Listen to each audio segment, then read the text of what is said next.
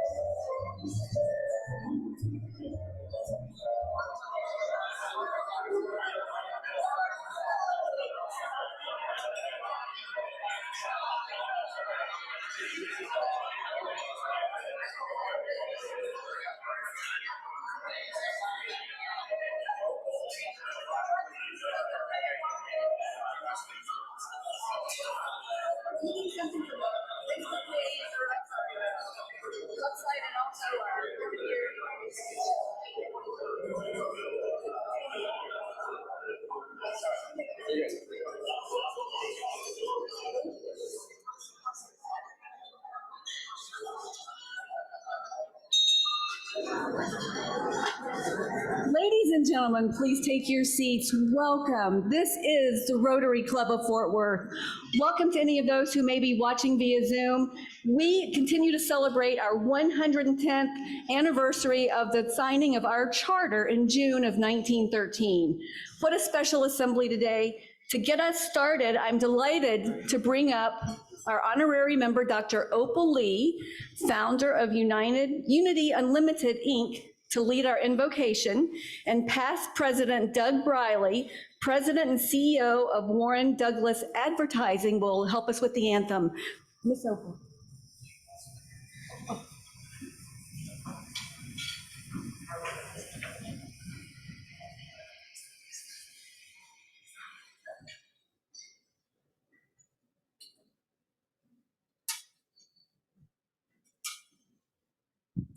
Please bow.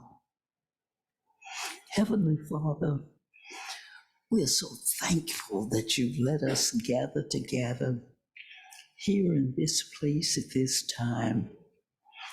We're asking you to continue your blessings on everyone who's here. And we say to you, Father, we're so thankful for the things you've done for all of us. And we ask you to accept these prayers in your Son's name. Amen. Stay right here and sing the anthem. Here's the flag. Right behind you.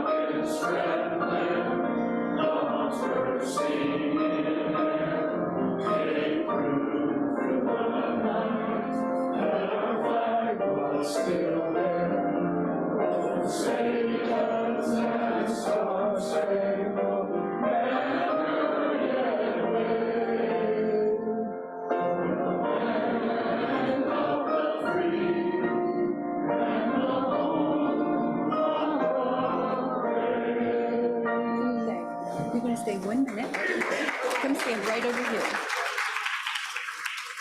You may be seated.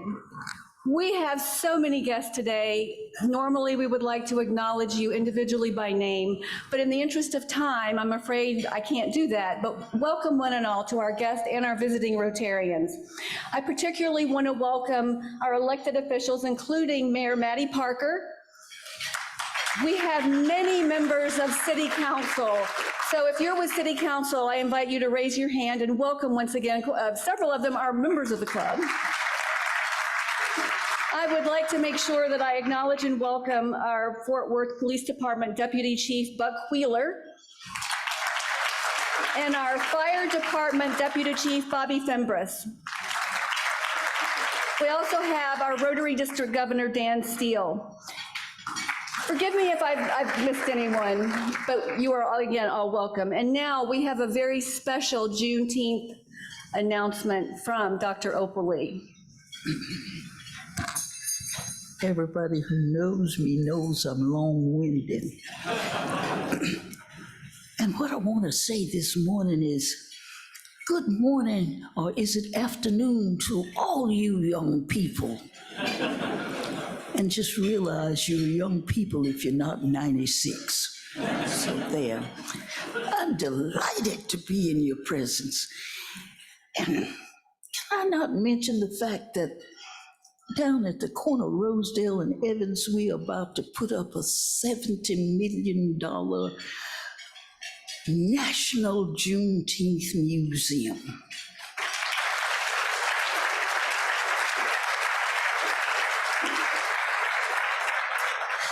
Now that's going to do a lot for the city of Fort Worth. And we are raising $40 million right here in Fort Worth. I'm shy about 14 million. So you can get out your checkbooks on my way out the door. I'll take your checks. But young people, this is the greatest city in the whole wide world. And so we've got to be sure that other people are aware of that, which means we've got to put our heads together and get rid of the homelessness and the joblessness and health care that some people can get and others can't, and climate change that we're responsible for. And if we don't do something about it, we're all going to hell in a handbasket. So just know, I feel like I'm everybody's grandma here by another mother. And I'm going to hold you to the fact that I want you to be responsible for getting us out of the quagmire we're in, and you can do it. Thank you.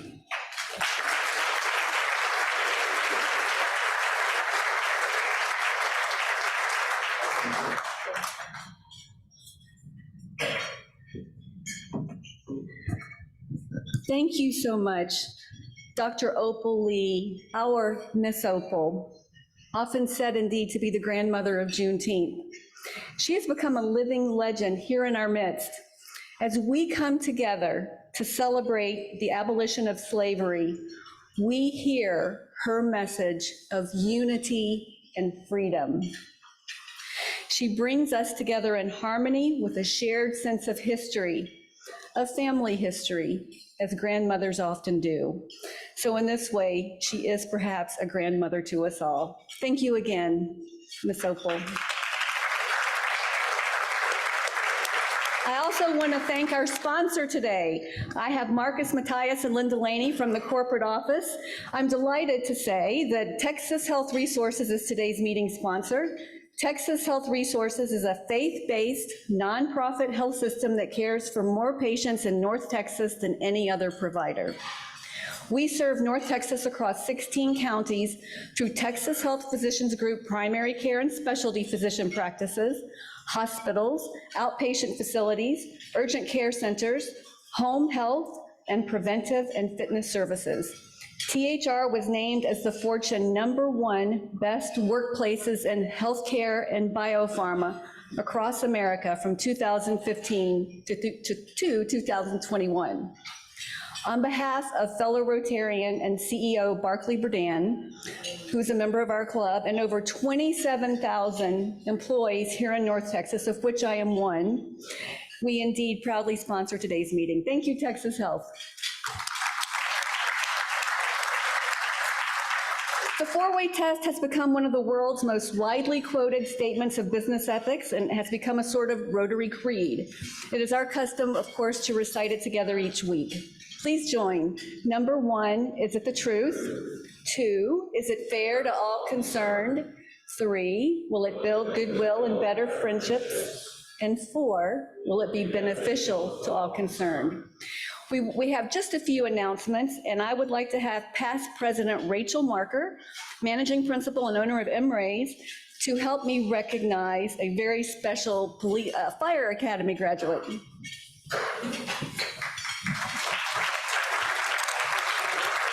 Thank you, President Sean. It is a tradition of the Rotary Club of Fort Worth to recognize the top graduate of both the Fire and Police Academies. And due to mandatory training requirements, the top graduate of the Police Academy was not able to join us today and will be recognized at a future program. Today, I am honored to present the Fort Worth Fire Department Class of '92 top graduate, Mr. Theron Hughes, with a token of our deepest appreciation of your dedication and support to our community and beyond. Let's give Theron a round of applause.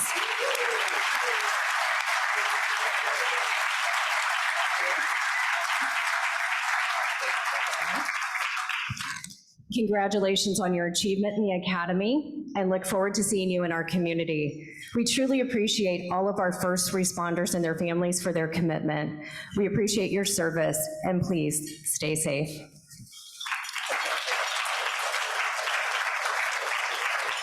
Now, without further ado, I would like to present our chairman of the day, Secretary P. Guerin, past president of this Rotary Club, member of this Rotary Club since September 24th, 1982, and we're looking forward to today's program. Secretary.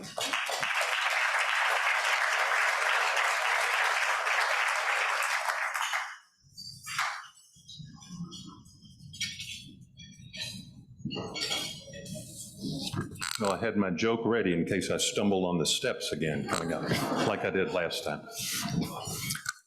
Miss Opal, it's wonderful to be with you. I was with Miss Opal on her 90th birthday, and I said, just remarkable how much you keep doing at your age. And she said, God did not keep me around to twiddle my thumbs. I'm going to be brief in these introductions because we've got a fabulous program, and we certainly don't want to spend a whole lot of time getting to the program. We want to start the program. Our moderator is going to be Casey Pipes, known to so many of you here. What I'm going to do on each of my introductions is try to tell you something about each speaker that you may not have heard before. Casey was the only person in the history of Harvard to win the Dean's Prize for the best dissertation on Richard Nixon.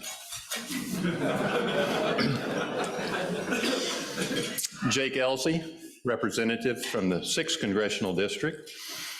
Jake was born not in Perryton, Texas, but outside of Perryton, Texas, a town of only 8,000 people.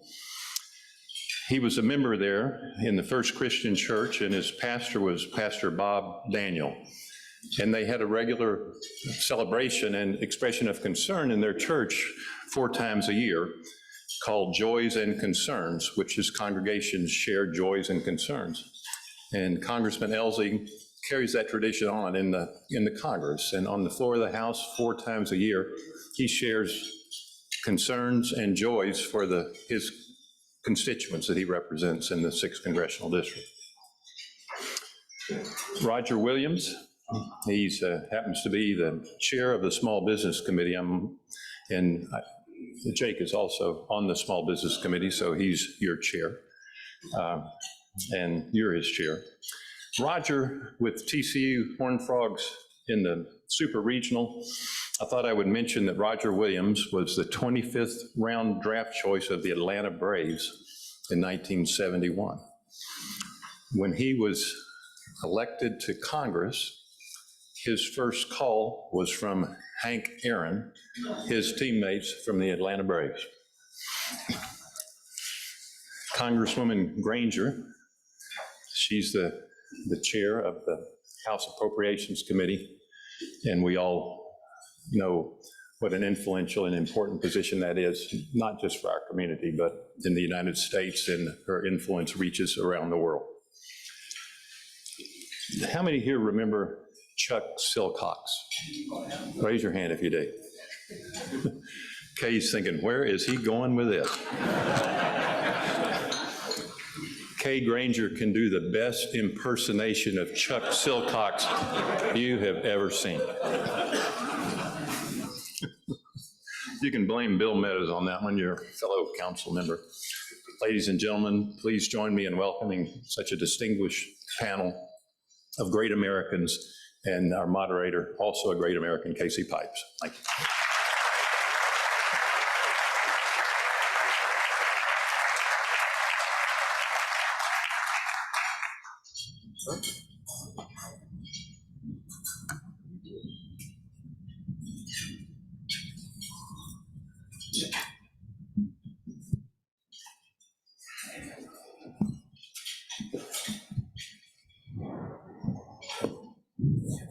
Well, thank you all for being here. I'm delighted to join you all. I feel like we should start by having Kay do her Chuck Silcox impersonation, but maybe we'll hold that for another time.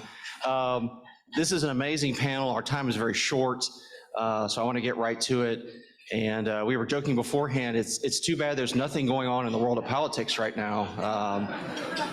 Indictments and revolts on the floor and debt ceiling deals. So there's a lot of ground to cover, but we really wanted to cover issues that matter to folks here locally, to you folks, your businesses, your jobs, and really focus on the areas where each of these members are involved, their committee work, their priorities in Congress. And so we're going to try to cover as much ground as we can here, given our relatively limited time. But let me start with Congresswoman Granger. One of the issues that you've worked on for a number of years, going all the way back to when I worked with you, is immigration. Something you've been a leader on for a long time. It's an issue very much in the news. It's an issue we read about, we hear about it. You actually just came back from a trip to the border. Tell us a little bit about what you saw down there. Thank you. Can you hear me? I've been to the border numerous times, but for different reasons. But in this situation, I was going to the border to see really what was happening. I had done this about 3 years before. I wish I had good news for you, but it's not good news. It is a terrible situation where we have people coming across the border, sometimes from countries we don't even know about. But what I saw, I went to an area, pardon me, that had mountains, very steep, very difficult place that you wouldn't go there for vacation or see sights or whatever. And they explained all the numbers of people that are coming across that border. And they gave me an example of one that had just happened. It was a family, a man, his wife, and 2 children, small children. And the way it's happening is they have to save a certain amount of money, and then they pay the people that'll do this, they pay their money, and then they escort you across to the border, except they don't get to the border. And you have people that brought their own food, but of course then they ran out of food. They ran out of water. And they'd already given the money away to the people that said, this is what it's going to cost you. It's one of the worst things. I couldn't talk about it for 3 days because it was so terrible, terrible that's happening. Families, and they're so, it's so important to them to save their families that they'll do anything that they can to do that. And it is a terrible situation. And we need more help than just the United States. We need help because that is a very bad situation, the worst I've ever seen. And it had also gotten so much worse from the time I had gone before there. So I told Casey about that. It's something, that's a situation you'll never, ever forget, and I never will forget it. And also I came back determined to do something about it. So let's talk about that. It's an intractable issue. It's a problem that never seems to go away. What can or should be done in Congress, and what are the prospects for something getting done? And don't misunderstand what I'm going to say. I'm not talking about politics, but I remember when President Trump built that wall. Do you remember talking about the wall? Well, the wall wasn't built because it's a wall. It was what was inside that wall that would show these are people coming, this is approximately how many are coming, they're trying to go across this, and it was shut down. But that was an attempt. We've got to find more attempts. We've got to take this, and other countries have to support us too, because they're coming from countries all over the world, and it's ruining families, it's ruining what we stand for. And so that's what I'll be working on all the time now. And obviously another piece of the immigration issue is the fentanyl crisis, something else you've been working on a lot. Talk about the connection there and what, if anything, can be done. The connection is who wants the money and who gets the money. So the people that are supposed to be transporting these people, they get paid for that. And they have to save for years. I mean, it's that sort of situation. Well, the same thing is happening on fentanyl and what's going on there, because what they charge for it. So these people get the money for it and ruin people's lives because fentanyl is dangerous, and oftentimes it's the last thing that they know. So those are hard stories, but they're real. And there will be a change. We should have started at least 10 years ago, but it doesn't mean we have to stop it now. Immigration, I think, will always be an issue we're working on and dealing with. Congressman Williams, let's switch to you for a second. I noticed you have your congressional pin on. You have a funny story about that. You want to tell us that real quick? 30-second story of my pin. So we all travel together, and we usually leave on a Monday, and we come home every single Friday. But usually I'll take my coat off when I get on the plane. And the other day, I was late, got on the plane, didn't take my coat off, buckled up, and we took off. And about an hour into the flight, the lady sitting next to me puts her hand on my arm and says, "Sir, can I ask you a question?" I said, "Yes, ma'am, you can." She said, "That pin that you have on, is that FBI?" And you know what I said? I said, "Yes, ma'am, it is." And she goes, "Well, that's good, because I thought you were a congressman." So just want to tell you what it's like, you know? Should I address you as Special Agent Williams today? You chair the Small Business Committee, which is a perfect fit for you. You're well known to this crowd for your years in the car business here locally. Tell us a little bit about your committee and some of the things that are going on there and how they relate to the folks back here. Well, being chair of the Small Business Committee is, it's a big deal in the fact that we are broad-based on what we can cover. We also oversee the SBA, which is important. But, one thing that is we're a happy committee. We're not like an angry committee. I mean, we do some really good bipartisan stuff. And we had a hearing the other day. We talked and we titled it From Nothing to Something. We brought in a lot of people that had started with nothing and ended up something, because the greatest opportunity in the world is right here in America. It's called risk and reward, and it's called, take a chance and have great things happen to you. So we're focused on regulations right now. We got too many regulations toward our small businesses. We've got about 300, if you see the numbers on regulations, small business, Main Street America, all of us, every day we wake up, we're having to answer to $300 billion of regulations that we have to cover as small business owners. And to do that is 200 million man hours. So those are the kind of things we're focused on, to kind of squeeze back and create competition, create entrepreneurship, create risk and reward, talk about charitable giving, all these things, which is America. When we get through with all the arguments you see on TV and everything, we got to have something to come back to, Kenneth, and we got to have a foundation that business owners can be in business, start a business, employ people, and put people to work. That's what America's about, and that's why people come here, to realize the American dream. So, but one of the things we're focused on right now, candidly, is the SBA. The SBA is somewhat out of control. The SBA, we had, I want to thank all the bankers for what you did with PPP. I compare the banks, many of you went above and beyond so much to get a confusion of capital in our country at that period of time, much like they did when they went from building cars to airplanes in World War II. The bankers were there. And then we had, and it went well. And then the SBA got involved with the call idle loans, which was a loan that you had to repay back, but the private sector did the PPP, the government did the idle loans, and the idle loans went haywire. And we got now $85 billion out there, we don't know where it is. And my committee, we're gonna try to find this money, because it's taxpayers' money. So those are the kind of things. We want the SBA to be a lender of last resort, not the lender of first resort. And we don't want the SBA to start competing with the banks, because that means they're gonna get bigger, and they've proven they can't do it right in many cases on the size they are now, so we need to make them smaller and make them really do things well. So we deal with the SBA, but primarily we also, in folks who are veterans, getting a loan program across to our veterans. The biggest asset we have are our veterans. Are coming out, a lot of transitioning out. We've got several bills that are all bipartisan now. I'm talking about, this is bipartisan stuff, not voted down party line.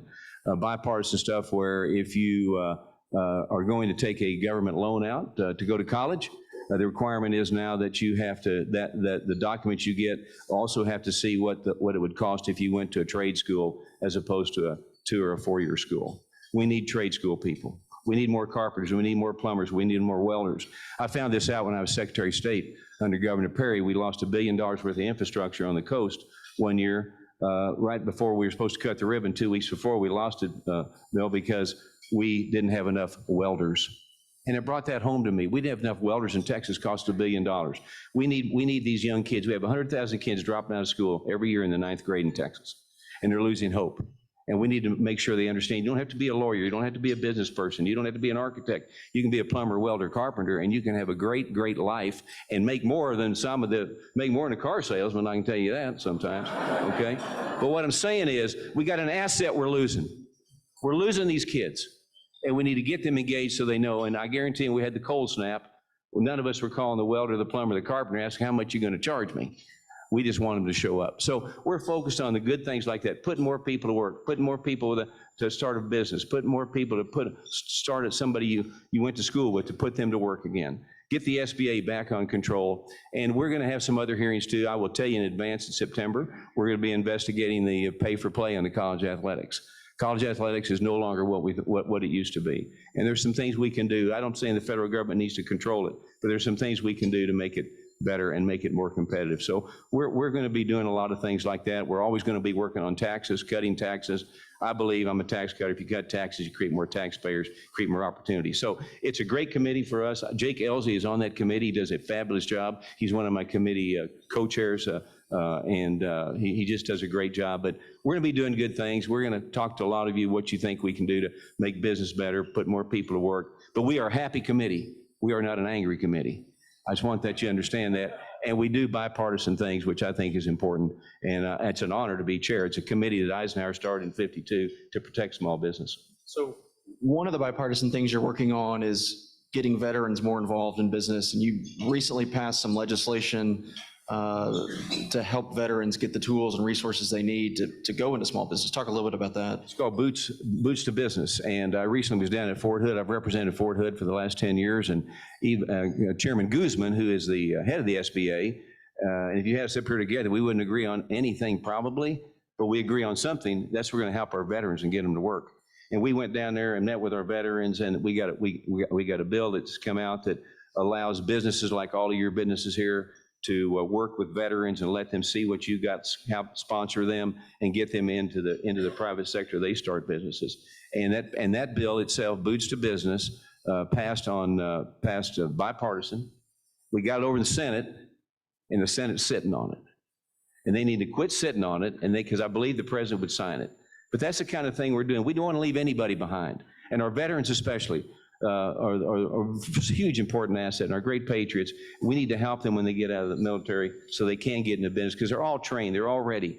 Most of my experience is they get up early in the morning, they stay late at night, and that's the kind of workforce we want. So Boots to Business has been passed out of the House bipartisanly, waiting on the Senate to address it. And I can't let you go without asking about the congressional baseball game next week. Hey. You're the manager of the Republicans. Any predictions?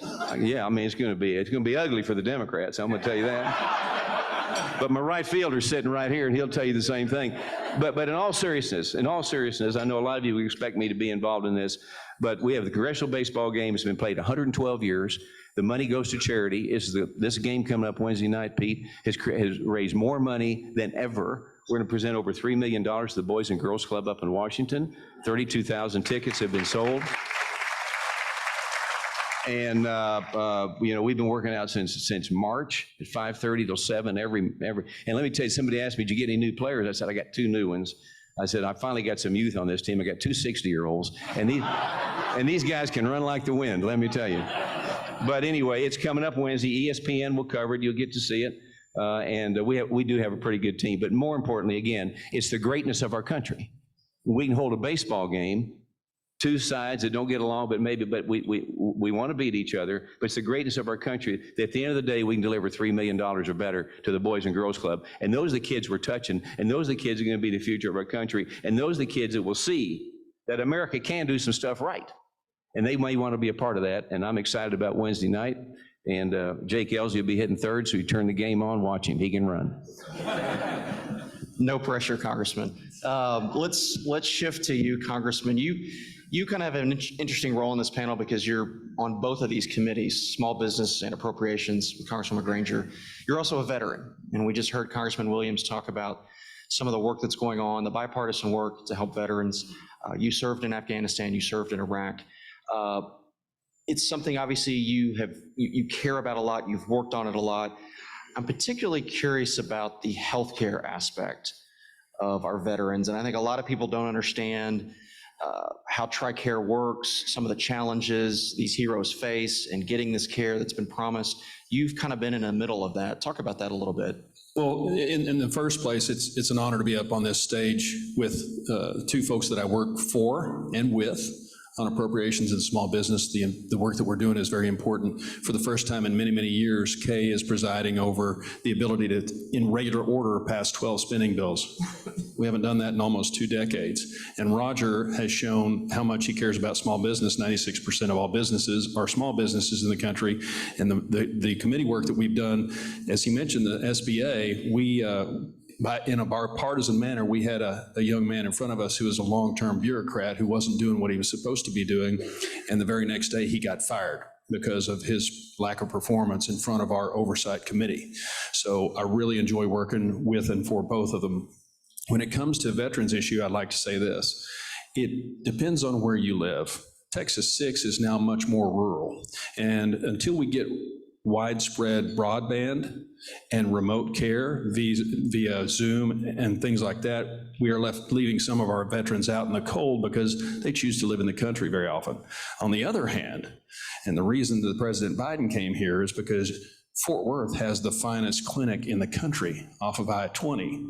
And when I was on the Veterans Affairs Committee, I met with Secretary McDonough about some issues, and I said, you need to come out here, and you need to see how good veterans care can actually be. So when the president flew out with me and Mark Vesey and Colin Allred, it was because Dennis McDonough said to the president, you need to come out and see this clinic. So you really have a large measure of pride in this place that takes care of our veterans. What our veterans need now more than ever before is peer counseling and the knowledge. Most veterans, if they need the help, won't listen to most people unless it's a brother or sister or fellow warrior. So we need to amp up our peer counseling capabilities and our peer contacts so they can get the care that they need. It is a whack-a-mole game. We were often accused in this last month of saying we were going to cut back on veterans' benefits and the money going to the VA. It was not true. It has proven itself not to be true.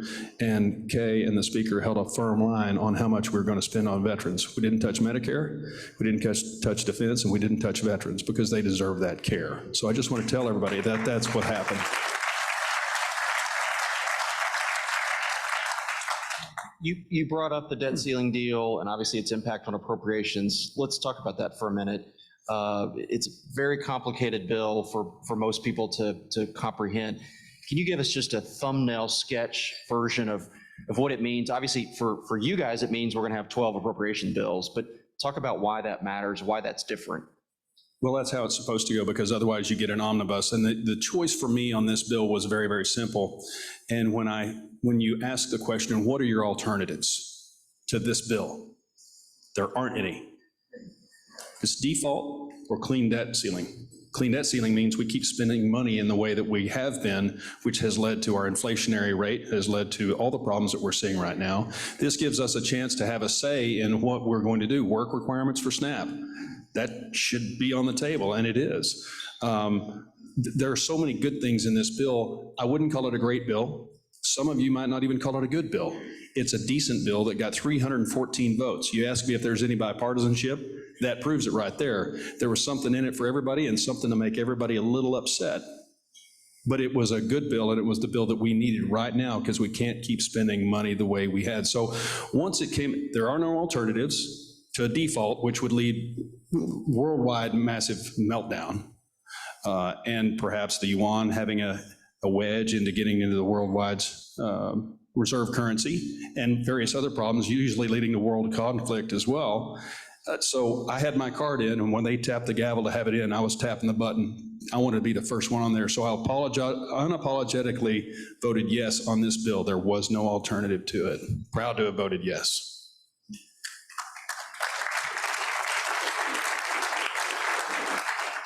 Congressman Granger, let me ask you, so as we mentioned, one of the features of the Fiscal Responsibility Act is it essentially requires 12 different appropriation bills come through, or there's a 1% cut going forward.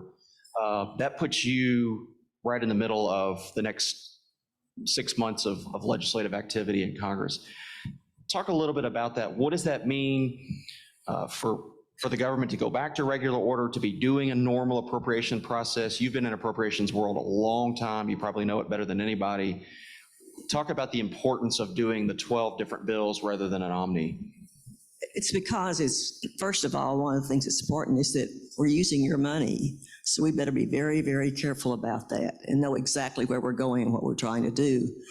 In putting this together, the first thing we did is we saw what's been happening. How's it been put together?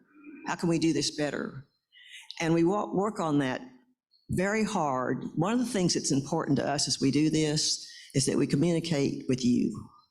And we all have emails, and we all have different things that we touch on to it.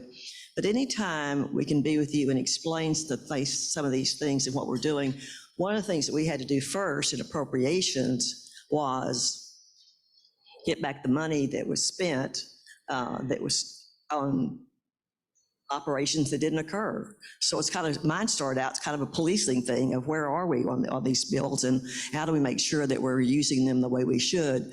That is a situation we had to put, there's like 40 people that work on that night and day to say, how are we using this money? What can we do? How do we report this back? And put things back in order. And we Republicans hadn't had that lead position for quite some time. When we got it, we said we have to do this exactly right. And that's what we're trying to do. A lot of it has to do with the way it's handled, the people that we're handling. We really do try to work with this organization, that organization, and also report back to you and make sure that you understand that. It's very interesting. When I came on the first time on appropriations, I was surprised. I hadn't been in Congress very long. I hadn't asked for that because that's really one of the key positions. And said, we really want you to do that. And I said, wonderful, I'll do that. And one of the things that we were said, okay, this is what you have to do. You have to know exactly where the money's going, how it's spent, what needs to be done. And you do that and you go it over and over and over. And I think we're very proud of where we are right now, but it's a continuing thing.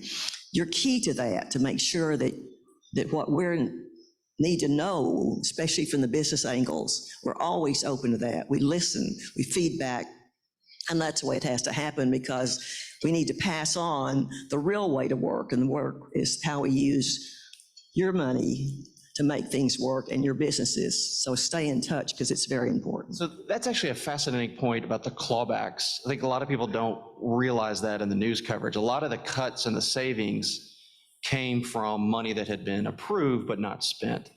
It's a great point, and it's worth noting that for our audience. I think that's important to know. Talk a little bit about the culture of your committee. Appropriations typically has been kind of a friendly committee, a bipartisan committee. People get along. Is that changing at all, or is it still relatively the same? It is bipartisan, and that's very important, because there's not Democrat or Republican money. It's the money we're dealing with. So we work together, and we work from a point of what's working and what needs to be done, what needs to be changed. There was some changes that need to be made that just be, okay, we've always done it that way. Well, just because we've always done it that way doesn't mean that we should be doing it this way now. And so we take care of it, that we meet with other members, but each of the appropriations has a chair of that appropriations group. And that means what kind of input there is there, but we also meet across the board to make sure that if I'm working on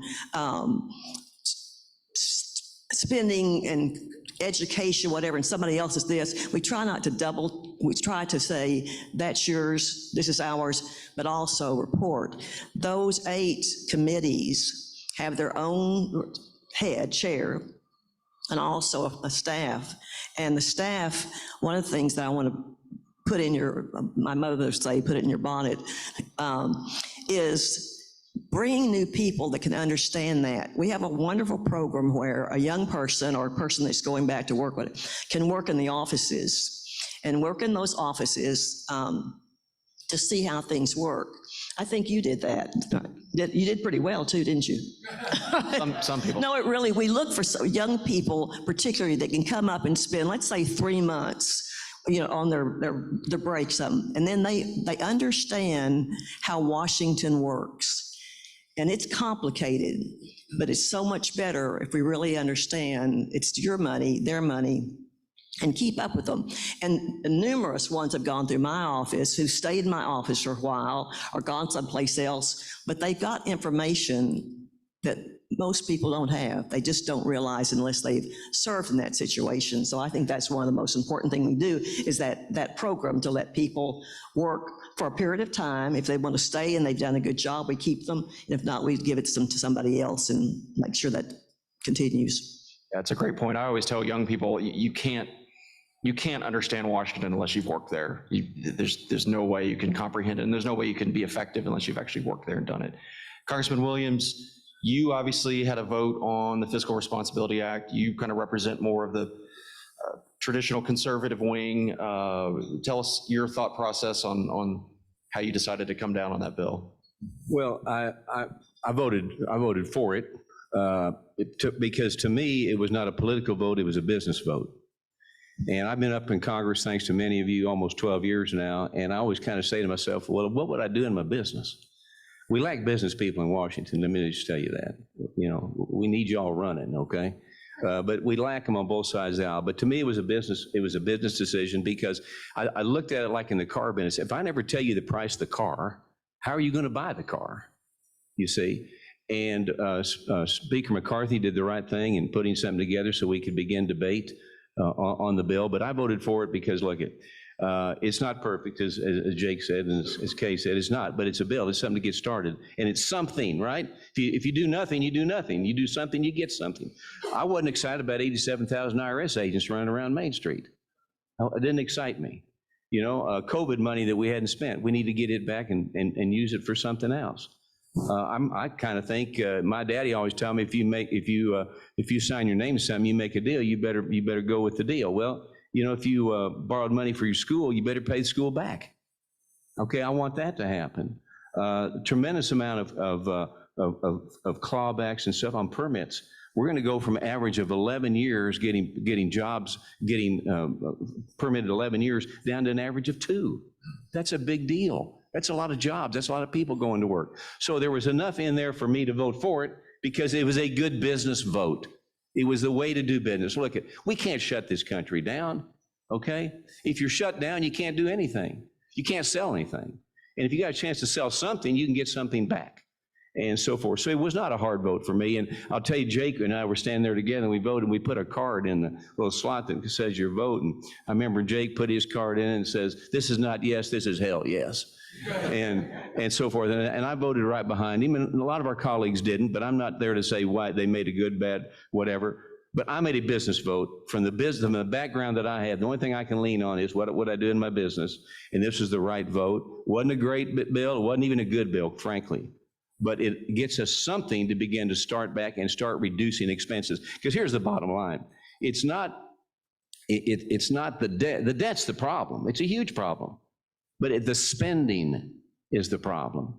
We spend so much compared to what we take in, but the funny thing is, with the tax cuts, we're taking in more than we've ever taken in ever before from a cash flow standpoint, but from a spending standpoint, we're out of control. And that's a whole nother meeting. But we got to get our spending in line to begin to get our fiscal house in line. But if you don't do something, you get nothing. And I was not prepared to represent my constituents that way. So I voted yes. It was a good vote. Congressman Ozzie, the clock has sort of started now, right? The bill's been passed.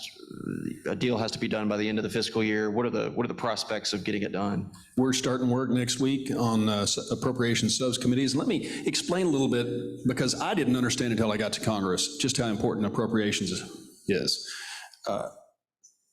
Mom, dad, and a kid. Kid asked dad, "Dad, can I go have a double banana split?" What is dad gonna say? "Sure, son." That's the authorizing committees. That's HASC, that's those committees. "Go ask mom for the money." Okay, so he goes over and he asks mom, "Dad said I could have a double banana split."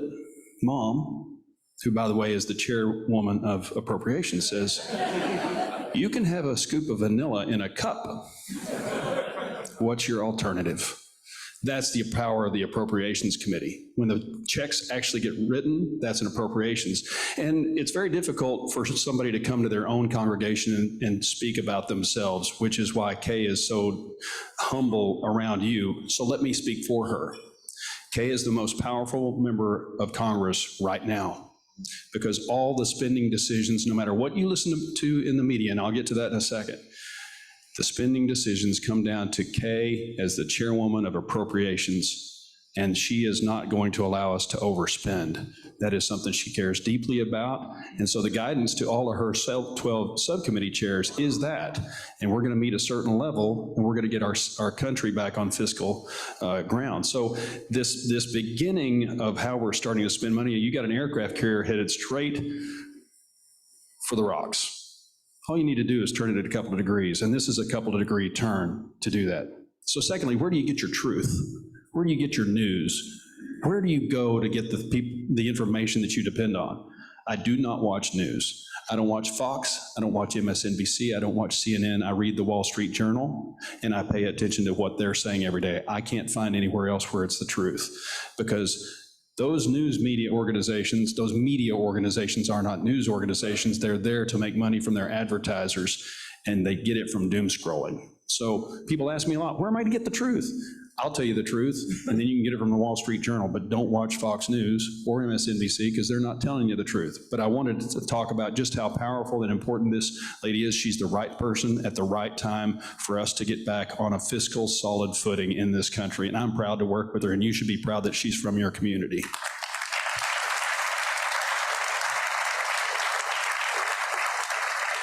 Thank you for that. I thank you, do appreciate that. We just can never forget, it's your money. It's your money. And so we're talking about what we'll spend, what we'll buy, things that will change. We keep that in mind, and I always think, what would I do? What would I do? And there are times we make a mistake, but the good thing is we're watching each other too. And you can make a mistake just because it was something that you weren't involved in at the time. We back up and we do it again.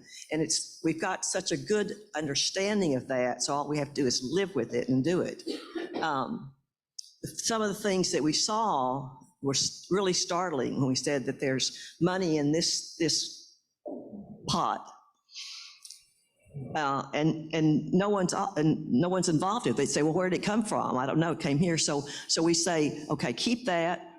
We'll find out why and what the need is. And that's a constant thing. Different times of the year, we make the decisions, we vote, and we always try to let you know what we're doing. It is complicated. You've got about, I think now, 60 team people that work in those offices just to make sure everything we're doing is right, that all accounting is done right, just like you would want if we were in your business and handling your business. So thank you for that, but everybody's involved in it. It should be. Well, I think that's a pretty good place to wrap it up, but I do want to say, I think it's obvious to everybody, we're very fortunate to have these three in Washington. So please join me in giving them a round of applause.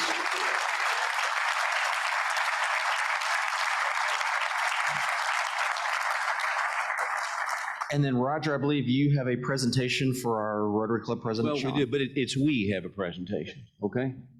And put that right there.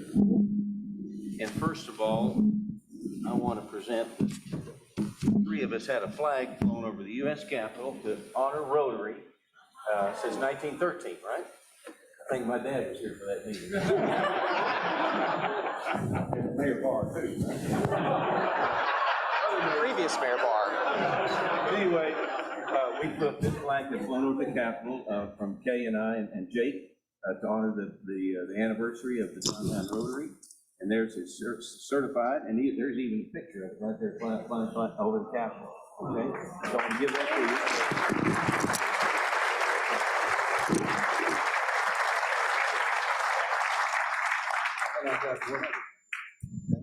This is a copy of a speech that I had the pleasure to give on the House floor. We do what we call 1 minute, where you can talk about anything that's happening in your district or whatever. Pete knows about that. But I had a chance to do a 1 minute on the Rotary Club and on the anniversary, and it goes to the congressional record, so it is in perpetuity. So 200 years from now, if somebody wants to, if they're having another Rotary meeting, they can check this out and see what it was like. But I want to present this in the congressional record to you, okay? Spectacular.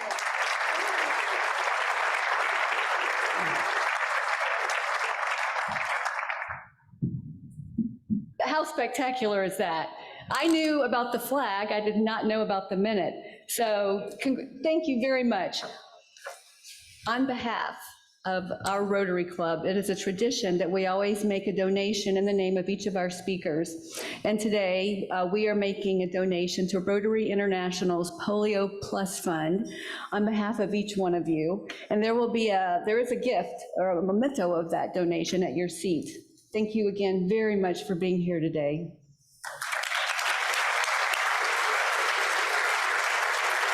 You know, we're getting ready to So the members might not even know the latest. It's hot off the press as of literally this morning.